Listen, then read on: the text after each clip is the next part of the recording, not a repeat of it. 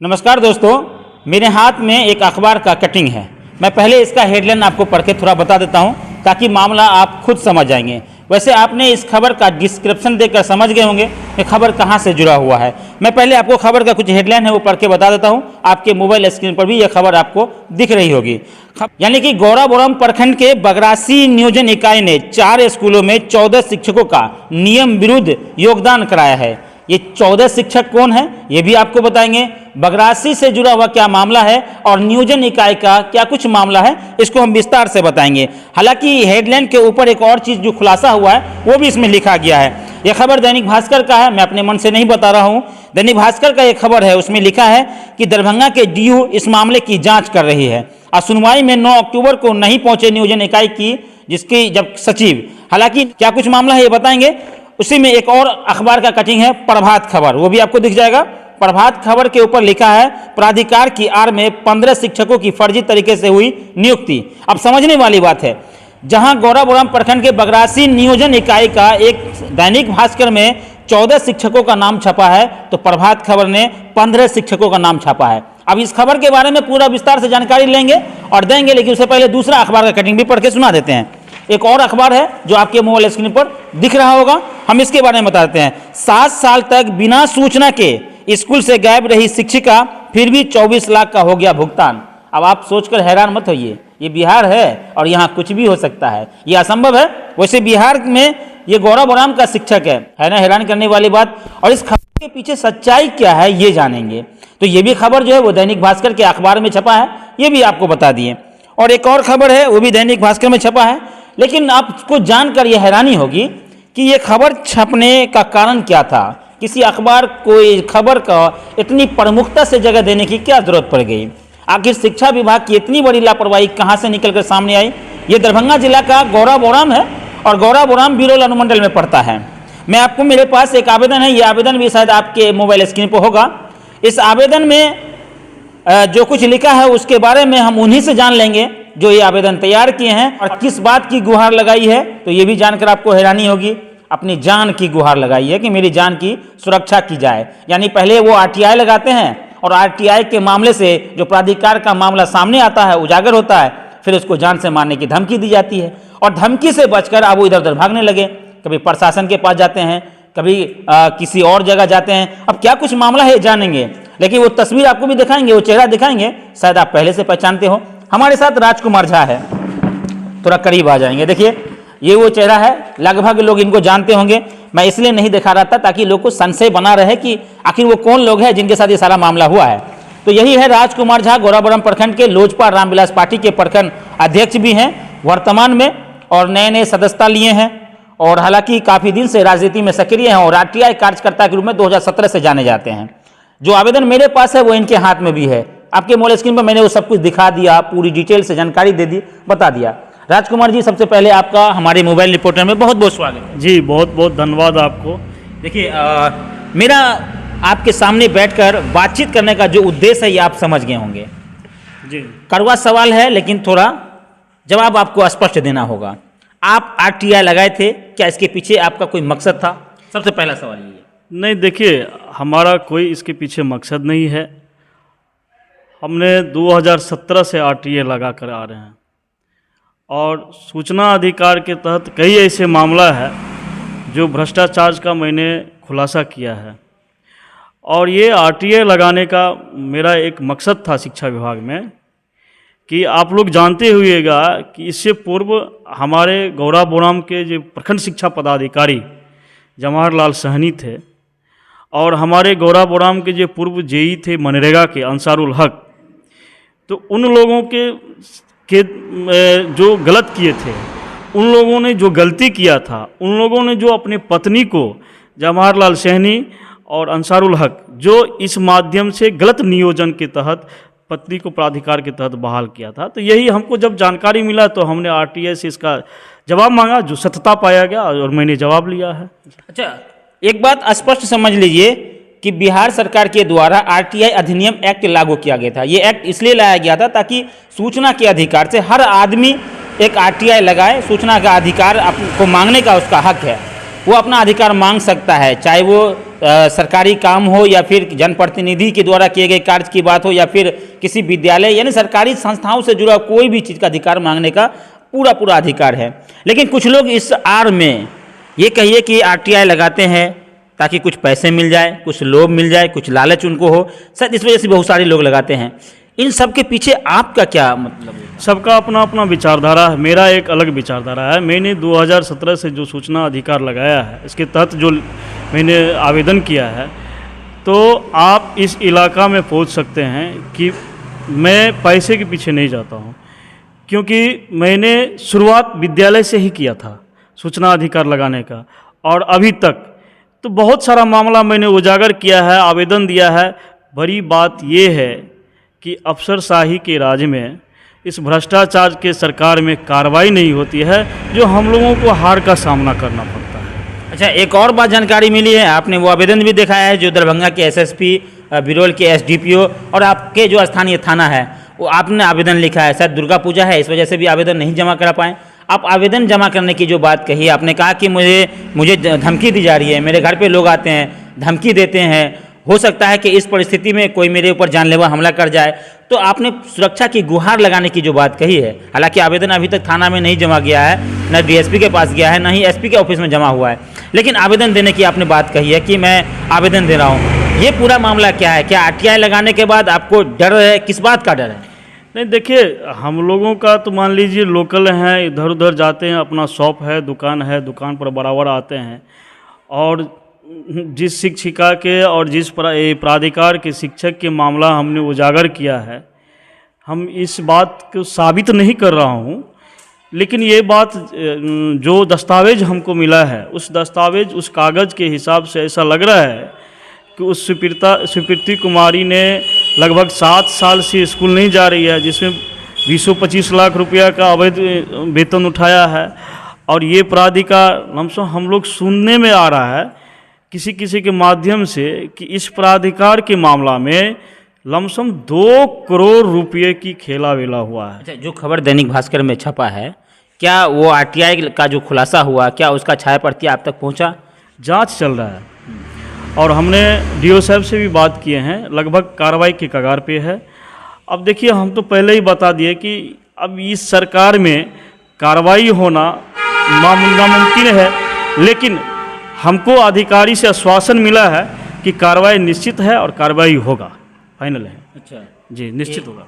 Do साहब इस मामले में क्या कुछ कहा? हाँ, डीओ साहब ने जांच किए हैं और हमको लगता है कि निष्पक्षता जांच किए हैं और कार्रवाई होगी, इन सब के ऊपर कार्रवाई होगी। कौन लोग हैं जो धमकी देते हैं? कई बार देखिए, इसमें जो है सो लगभग 14 शिक्षक है, 14-15 शिक्षक हैं। अच्छा, जो प्राधिकार वाला मामला, जो प्राधिकार का मामला है, 14-15 शिक्षक हैं। हम बाज़ार पे, हमारे दुकान जो बाज़ार स्थित हाटगाछी में है, कुछ लोग हमारे दुकान पर भी आए कई माध्यम से कि आप इस तरह का काम नहीं कीजिए। हमने कहा, हमने क्या गलती किया है? अरे हमने तो वो किया है जो सरकार नहीं कर पा रहा है, उस सरकार के जो अंदर में रह रहे अधिकारी जो गलत काम कर रहे हैं उसको हमने उजागर किया है। तो हमने क्या गलती किया है?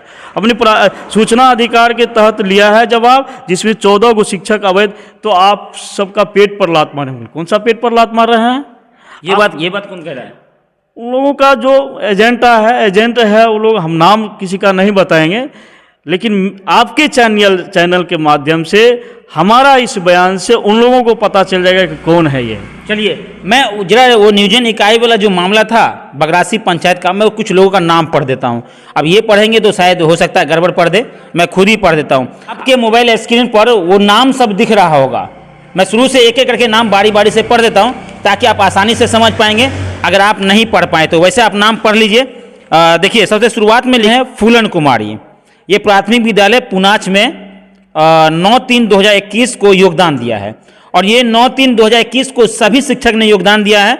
मैं जितने शिक्षक का नाम कहने जा रहा हूँ, जिसमें सबसे पहले है फूलन कुमारी प्राथमिक विद्यालय पुनाच, गोपाल कुमार ठाकुर प्राथमिक विद्यालय पुनाच, सगीरा खातून प्राथमिक विद्यालय पुनाच, और दिग्विजय सिंह प्राथमिक विद्यालय तेनुआ, रूबी कुमारी प्राथमिक विद्यालय तेनुआ, अवधेश कुमार राय प्राथमिक विद्यालय तेनुआ, संजय कुमार शाह प्राथमिक विद्यालय तेनुआ, रंजू रानी प्राथमिक विद्यालय हलगांव, मोहम्मद अंसारुल हक प्राथमिक विद्यालय हलगांव, मोहम्मद शहजाद आलम प्राथमिक विद्यालय हलगांव, राजेश कुमार झा प्राथमिक विद्यालय हलगांव, बीबी जमीला खातून प्राथमिक विद्यालय कहुआ उर्दू, विवेकानंद प्राथमिक विद्यालय कहुआ उर्दू, मोहम्मद हारून प्राथमिक विद्यालय कहुआ उर्दू, ये सभी लोग 9/3/2021 को अपना योगदान दिए थे।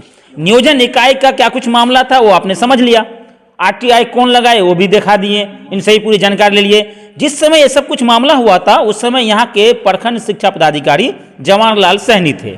जवाहरलाल सहनी के जाने के बाद जो नए प्रखंड शिक्षा पदाधिकारी हैं वो किस तरह का इस मामला में एक्शन लिए, ये हम राजकुमार जी से जानेंगे। जवाहरलाल सहनी जो थे उनके समय का ये पूरा मामला है।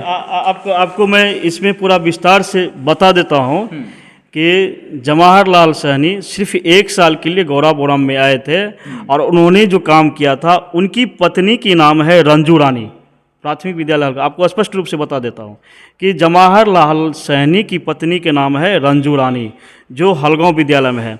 अंसारुल हक जो पूर्व जेई थे, अरबों रुपया भारत सरकार की मनरेगा में उन्होंने पानी में फेंकवा दिया है, अरबों रुपया, करोड़ों चुनिए। भिरोल अनुमंडल में अंसारुल हक अरबों रुपया मनरेगा से पानी में बहा दिया है। उन्होंने माफियागिरी, शिक्षा विभाग में माफियागिरी कराते हुए, शायद उसी की पत्नी का नाम है सगीरा खातून। ये अंसारुल हक कौन है? अंसारुल हक की पत्नी, ये इनको नहीं जानते हम। अच्छा। लेकिन उसकी पत्नी का शायद नाम है सगीरा खातून, जो पुनाच में है। दूसरा, उसके असिस्टेंट, आप लोग शायद जानते हुएगा, वो अंसारुल हक के साथ जो गोपाल जी करके लड़का रहता था, गोपाल कुमार ठाकुर, जो पुनाच में है। ये सारा का सारा माफिया लोग है, सारा का सारा लुटेरा है। एक एक इन लोगों को इतिहास देखिए, ये सारा का सारा लुटेरा है। तो मतलब आपको इन्हीं लोगों से डर है? डर है कि पूरा ये लोग धमकी दिलवाते हैं हमको। कई बार अंसारुल हक अपने आदमी के द्वारा रास्ते में चलते घरवाया था कि आप इनको जो है सो कहीं आवेदन वापस लेने के लिए। हम लोगों का बहुत ये है, हम इनसे 5 साल से लड़ रहे हैं, हमारा कुछ कर नहीं पाया, तो इसमें क्या कर पाएगा? अंसारुल हक का धमकी था। तो इस मामले में क्या कुछ जांच हुआ, क्या सब हुआ, क्या हुआ? अभी नियोजन इकाई के लिए डीओ के अथी से आदेश आया है और पंचायत सचिव यहाँ से जमा नहीं किया है, इसके लिए जाँच चल रहा है। कोर्ट में जाएंगे इसके मामला को लेकर के, फर्जी हुआ तो हम जाएंगे कोर्ट में, छोड़ेंगे तो। नियोजन इकाई का सचिव कौन होता है? पंचायत सचिव है।